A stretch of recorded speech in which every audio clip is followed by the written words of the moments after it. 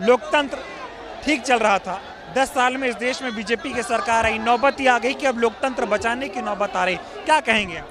देखिए, ये जो महागठबंधन इंडिया की अलायंस है वो एक तानाशाह सरकार के अगेंस्ट है। ये बीजेपी ने पूरे देश के अंदर एक अपॉर्चुनिटी दी है, सारे ही जो घोटालेखोर हैं उनको एक साथ ला के देशवासियों को वोट के थ्रू उस पूरे घोटालेबाज को ख़त्म करने का मौका दिया है। जितने भी घोटाले देश में हुए हैं, किसी भी सरकार के अंदर हुए हैं, चाहे बीजेपी हो, चाहे कांग्रेस हो, चाहे कोई रिलीजनल पार्टी हो, सारे लोग बीजेपी में बैठे हुए हैं। ईडी और सीबीआई के डर से साथ आ गए हैं। अब ये मौका है देश के पास कि उन सब लोगों को एक झटके में 2024 के अंदर हटा के देश के अंदर पूरा ख़त्म कर सकते हैं जो घोटालेबाज है देश के अंदर। इस पूरे अलायंस का जो मेन पर्पस है वो पर्पस ये नहीं है कि कौन सी पार्टी जीतेगी नहीं जीतेगी। इस अलायंस का मेन पर्पस है कि इंडिया जीतना चाहिए, हमारा भारत देश बचना चाहिए। क्योंकि जो अभी सरकार सत्ता में है उसके लिए जो भारत की परिकल्पना है वो लोग नहीं है, वो ज़मीन है। वो मणिपुर में वोट लेने नहीं जाएंगे क्योंकि जब वो पावर में होंगे तो वहाँ पे फोर्स लगा के वहाँ के खनिज को निकाल सकते हैं। ऐसा ही कश्मीर में है, वो कश्मीर में वोट नहीं कराना चाहते, उसको यूटी बना के रखना चाहते हैं ताकि जो सेंटर में सरकार है वो उन सामान को, उन खनिज पदार्थों को निकाल के अपने बड़े भाइयों को, जिन लोगों ने इस बीजेपी कॉरपोरेट को फंड किया है, उसको फंड का देना चाहते हैं। अरबपतियों की सरकार बन गई। मोदी जी जब आए थे तो बोले थे मैं तो चाय बेचने वाला हूँ, गरीबों के लिए काम करूंगा, देशवासियों के लिए काम करूंगा। अब अरबपतियों के लिए काम कर रहे हैं। ईडी का दुरुपयोग हो रहा है, सीबीआई का दुरुपयोग हो रहा है। जो भी मोदी से सवाल करेगा वो जेल में जाएगा। आज देश में ये नौबत आ गई। मोदी जी की राजनीति को समझने की कोशिश करिए। जब से ये राजनीति कर रहे हैं तब से ना ही तो इन्होंने नौकरी करी है, ना ही घर चलाया है। सिर्फ सत्ता में आके बैठ के जिन्होंने इनको फंड किया है उनके लिए ही काम करा है। आज नहीं, पिछले 10 साल नहीं, पिछले 25 साल से यही हो रहा है और आने वाले 25 सालों में जो 47 की बात की जाती है तब तक यही होता जाएगा। मोदी सरकार और बीजेपी का सिर्फ एक ही मंत्र है, बीजेपी को गाली, कांग्रेस को गाली दो, अब अलायंस को गाली दो। आने वाले दिन में देश के लोगों को आतंकवादी बना के गाली दो, खालिस्तानी बना के गाली दो, लेकिन वोट जो विरोध कर रहा है उसको देशद्रोही बना दो। किसान दिल्ली में आए उनको खालिस्तानी बता दो। युवा अगर प्रदर्शन करे तो बोले कांग्रेस से प्रभावित युवा है, इनको नौकरी नहीं चाहिए, बस इनको प्रोपेगेंडा चलाना है, प्रदर्शन करना। क्या हो रहा है इस देश में? विरोध नहीं सुन पाते। इनको विरोध को सिर्फ कुचलना आता है। इन्होंने कभी विरोध को समझ के बात करके ख़त्म करना सीखा ही नहीं है। चाहे 2000 के अंदर, 2002 के अंदर गुजरात देख लो, चाहे उसके अलावा देश में कहीं भी देख लो। इनका जो मेन पर्पस या मेन पॉलिसी है वो सिर्फ ये है, लोगों को कुचलो, उनसे काम करवाओ, जब वोट चाहिए वोट लो, 2 रुपये कम करके अनाज दे के उनसे वोट खरीदते रहो। जब मौका है उनका भला करने का, उस टाइम में ये देखो कि पैसा कहाँ से निकल रहा है, किसको बेच के कितना पैसा आ जाता है। बात करें तो इलेक्टोरल बॉन्ड के नाम पर बीजेपी ने करोड़ों रुपए का चंदा वसूला, दबा के वसूला।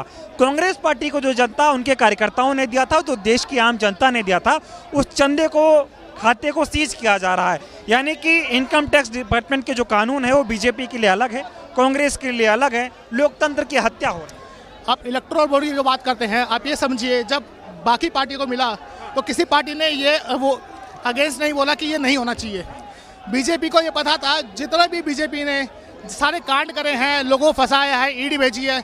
अगर आप देखेंगे कितने ही इलेक्टोरल बॉन्ड लोगों को मिले हैं इस बेस पे कि वो गिरफ्तार हो गए हैं, वो ईडी फाइल खुल गई है। 22 टॉप कंपनियों की बात करें जिन्होंने चंदा दिया, उनमें से 14 ऐसी कंपनियां हैं जिन्होंने जब चंदा दिया, जब उन पर छापा मारा गया। उनका बेसिक इलेक्टोरल जो बॉन्ड था उनका सिर्फ ये पर्पस था, कैसे हम लोगों को फंसाएं, जिनके पास पैसा उनसे पैसा ले और अपनी रोटियां सेके।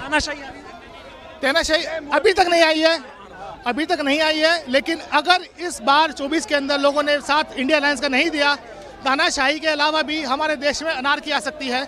और जितने लोग आपके साथ बैठे हैं सबको अंदर कोविड की तरह घर में बैठा के पूरे देश को लूटेंगे।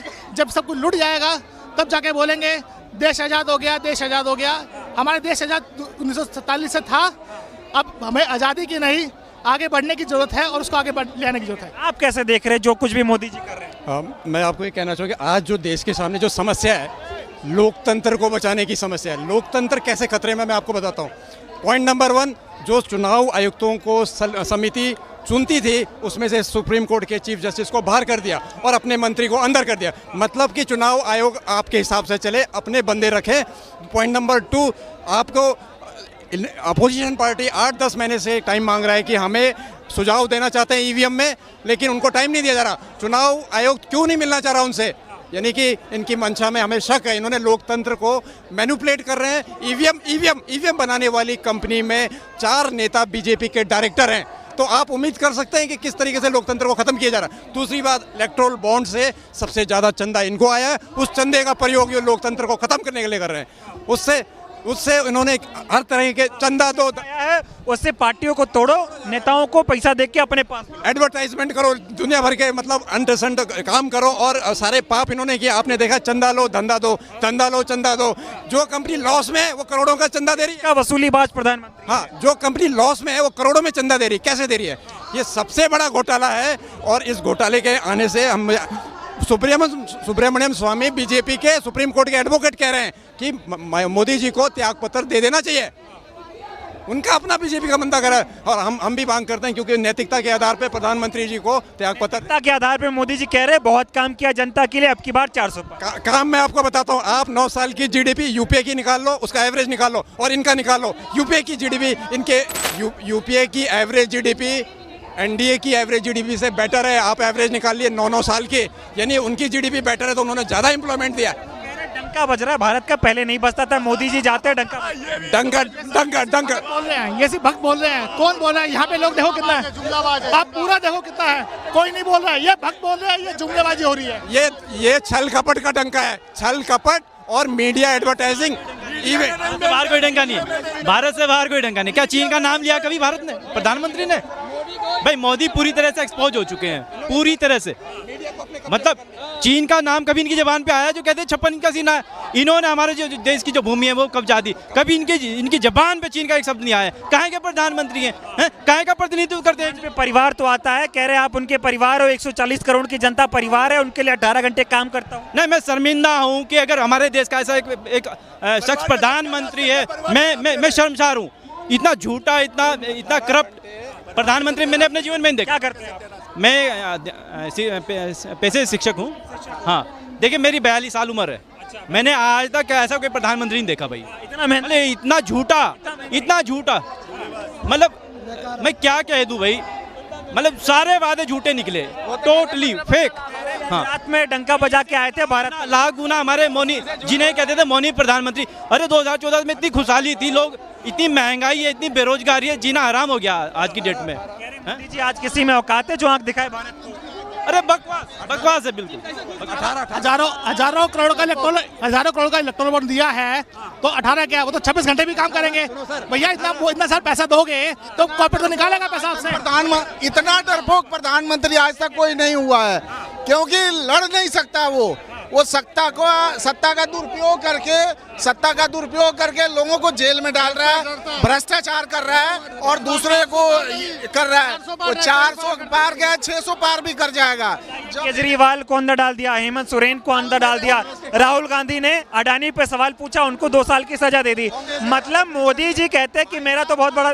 कल मैं कनॉट प्लेस में अपने टीम के साथ पर्चा बांट रहा था, मेरे को पुलिस ने डिटेन कर ली कि आप पर्चा क्यों बांट रहे हो, जो कि मेरे साथ अलग अलग लोग हैं, अलग अलग लोग। हाँ, किसी का नहीं, पुलिस वाला कह रहा है। बताइए, आ रहा हूँ आपके पास। जब मोदी जी कहते हैं कि एक अकेला सब पर भारी है, सदन में बोलते हैं, छाती ठोक कर बोलते हैं, तो ईडी सीबीआई की। अरे किस चीज का भारी है भाई? एक आदमी, एक अकेला केजरीवाल से वो सामना नहीं कर सकते। अगर आदमी सामना नहीं करता है तो क्या करता है? उसको कैद करता है। वो कैद किया। ये मेजोरिटी जो आई थी बीजेपी के पास, वो वोटिंग से आई थी, वो खरीदी नहीं थी।